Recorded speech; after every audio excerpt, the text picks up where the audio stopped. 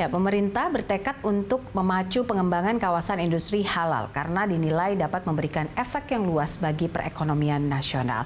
Misalnya, menarik investasi yang potensial, memfasilitasi sinergi pelaku industri besar dan juga kecil, serta menambah penyerapan tenaga kerja dalam jumlah yang besar. Potensi industri halal di Indonesia sangat besar. Hal itu menjadi tekad pemerintah untuk mengembangkan kawasan industri halal agar bisa berdampak positif ke perekonomian.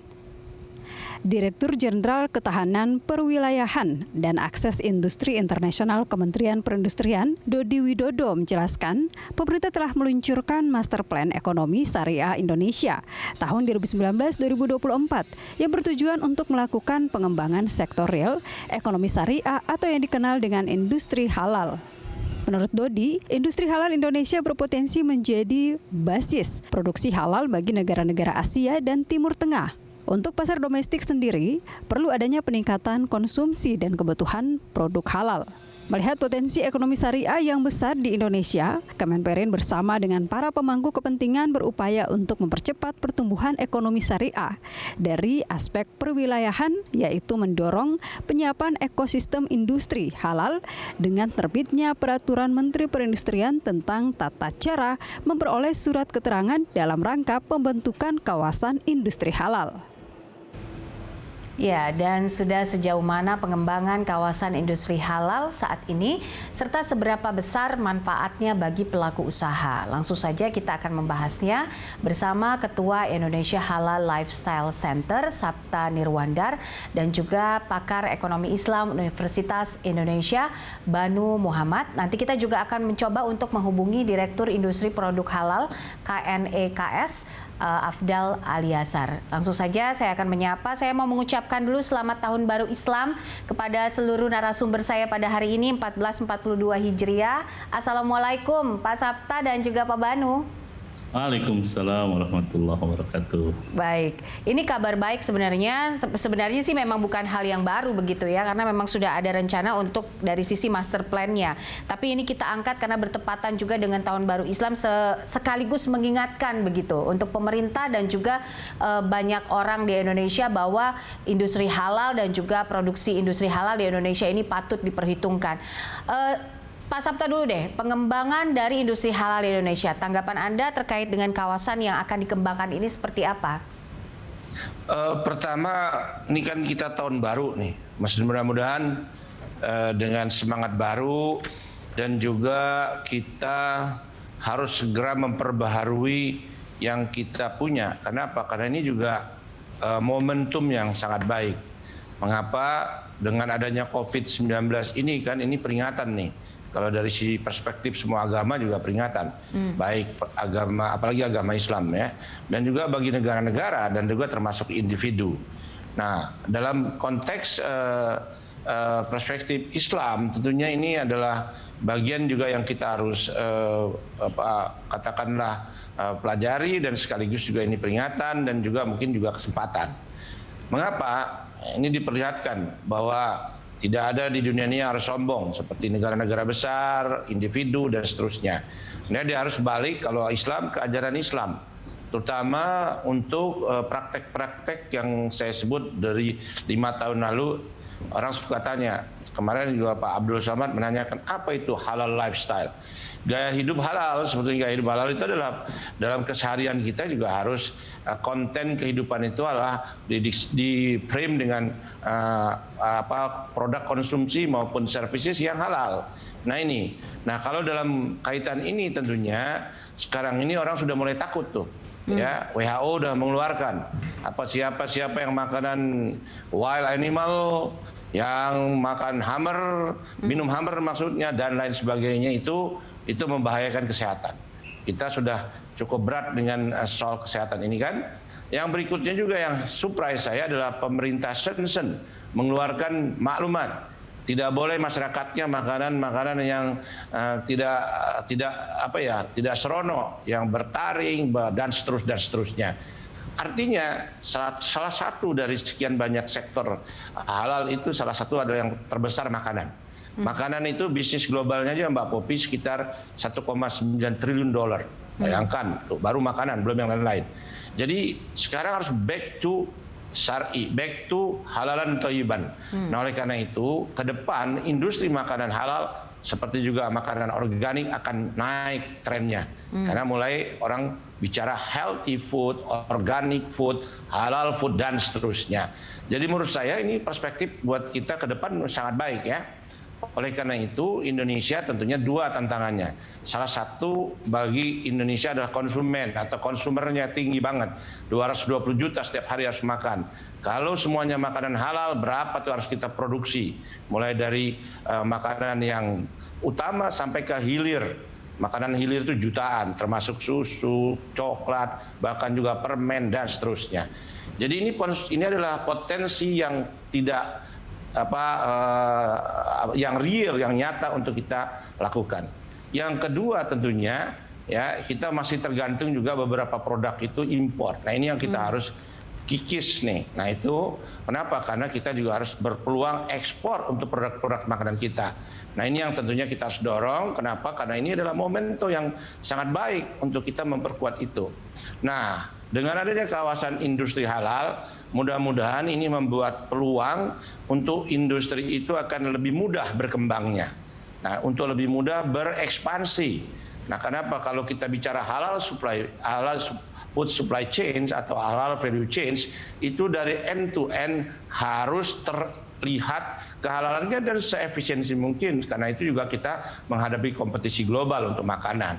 Jadi menurut saya, Mbak Popi, ini adalah momen kita untuk hijrah dari kita pengimpor, tidak menjadi pengekspor, dan yang kedua hijrah kita menjadi negara yang punya kuat industri hulu maupun hilirnya kepada produk-produk halal ini. Walaupun ya PP-nya itu perindustrian kan baru keluar itu, semestinya ya 10-15 tahun yang lalu itu keluar PP itu, tapi too late better than never ya. Jadi kita juga tidak ada kata-kata terlambat, terus kita catch up untuk kita menjadi leading sektor di halal industry. Oke. Ini baru food, nanti yang lain-lain kita bisa bahas. Terima kasih. Oke, ini baru makanan dan minuman saja. Kontribusinya terhadap PDB per tahun juga cukup besar begitu kalau kita lihat datanya 3,8 miliar US dollar untuk Indonesia. Artinya potensinya luar biasa. Pak Banu, menjawab dua hal yang tadi sempat dicatat oleh Pak Sapta terkait dengan konsumsi, yang kita tahu bahwa konsumsi Indonesia sangat besar sekali. Kemudian juga ada permasalahan impor yang masih tinggi. Apa menurut Anda yang harusnya menjadi catatan pemerintah dalam hal ini? Ya, baik. Yang pertama, terima kasih Pak Sapta. Saya pikir pemikiran beliau tadi bisa membawa kita ke sebuah pemikiran besar bahwa kita mestinya bukan menjadi konsumen semata, karena kita kan sekarang peimpor nomor 4 di dunia. Sementara di kemampuan kita memproduksi itu bahkan di atas nomor 10 ya. Kita bahkan masih di bawah Brazil, di bawah negara-negara non-muslim padahal. Belanja kita 2.500 triliun untuk makanan saja. Makanan halal ya, belanja makanan halal se-Indonesia saya hitung setahun itu kira-kira 2.438 triliun. Jadi kalau kita tidak berbenah, maka selamanya potensi besar industri halal dalam hal ini food and beverage ya, halal food ya dalam hal ini lebih dimanfaatkan oleh pemain luar, bukan oleh kita sendiri gitu ya. Jadi lebih dominan perusahaan multinasional dari banyak negara yang kemudian mempengaruhi sektor kita. Nah, menurut saya kalau kemudian kita mau bangkit ya mungkin pelan-pelan dalam konteks tata kelola. Insya Allah hari ini kita punya KNEKS ya. Nanti mungkin Pak Afdal kalau sudah masuk bisa sharing lebih banyak. Dan KNEKS ini langsung dipimpin oleh Pak Wakil Presiden, ketua hariannya. Jadi mestinya sangat powerful untuk bisa mengarahkan arah dari kebijakan-kebijakannya. Dan dia membawahi hampir semua kementerian teknis yang kemudian secara koordinatif mestinya bisa mendorong itu. Jadi kawasan industri itu cuma salah satu bagian kecil dari konsep besar yang ada di Master Plan Ekonomi Keuangan Syariah yang sudah diterbitkan oleh KNEKS. Yang kedua, kalau yang saya perhatikan dari kita ini masih sibuk urusan sertifikasi, Mbak. Jadi kita punya namanya BPJPH, kita punya Undang-Undang Jaminan Produk Halal ini udah lama, tapi fokus kita bertahun-tahun, mungkin puluhan tahun, mungkin Pak Sapta lebih paham saya dalam hal ini, lama di bidang itu fokus betul hanya pada sertifikasi. Sertifikasi tentu penting gitu, tapi industrinya tidak dibangun.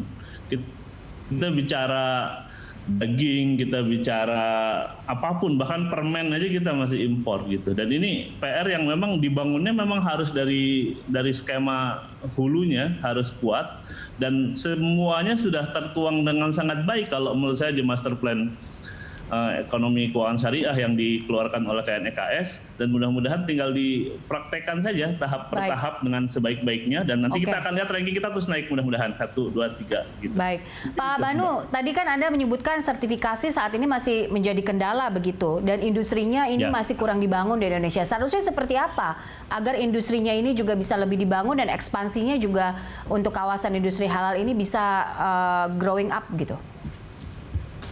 Ya, kalau pertama menurut saya satu, penyempurnaan kelembagaan. Jadi optimalisasi fungsi BPJPH harus lebih optimal. Pendirian lembaga pemeriksa halal harus lebih intens. Jadi kalau orang ngajin sertifikasi halal sekarang kan nggak cuma lewat LPPM MUI. Sekarang udah banyak auditor halal tersebar dari Sabang sampai Merauke. Jadi ketika UKM terutama yang ingin punya sertifikat halal dan seterusnya dipermudah, dipercepat, didorong, insya Allah itu satu urusan akan membuka pintu lebih banyak dari mulai permohonan, pemeriksaan, penetapan, pengujian sampai penerbitan sertifikasi. Satu, kalau implementasi jaminan produk halal sudah selesai, maka kita tinggal mendorong si industrinya, terutama UMKM, karena UMKM kita supportnya sebenarnya sangat besar dari sisi apapun. Sebenarnya kita sudah sangat siap tuh UMKM, cuma mereka terhalang konteks perizinan sertifikasi halal yang butuh waktu dan butuh dana. Jadi satu itu, kalau itu sudah selesai, maka tahapan berikutnya tentu adalah bagaimana penguatan konteks supply chain-nya. Saya melihat Indonesia dengan potensi yang ada. Oke, baik. Sangat siap untuk itu. Masa banding dengan Malaysia atau dengan Uni Emirat Arab yang hari ini ada di posisi paling tinggi, di situ posisi kita yang pengen tuh masyarakatnya. Kalau Malaysia yang pengen negaranya, Uni Emirat Arab yang pengen duitnya, kita itu yang pengen orangnya, dan itu memungkinkan pasar itu terus terbuka lebar sehingga angka 2.500 triliun setahun itu akan terus naik kalau saya yakin sekali.